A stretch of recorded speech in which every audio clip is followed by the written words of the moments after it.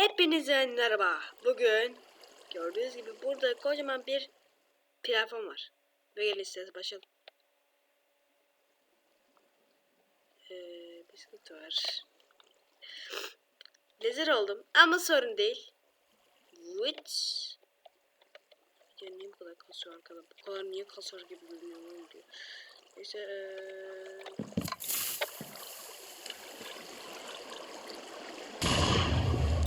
Abi ben rezil olmak istemiyorum, tamam mı?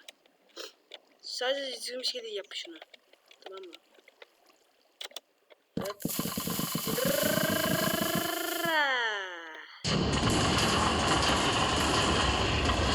Mükemmel bir manzara. Bir dakika, şu kalmış.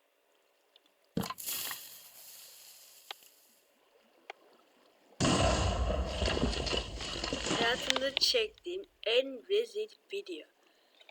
Evet, hayatımda çektiğim en rezil videoyu şu anda gördünüz. Hehe.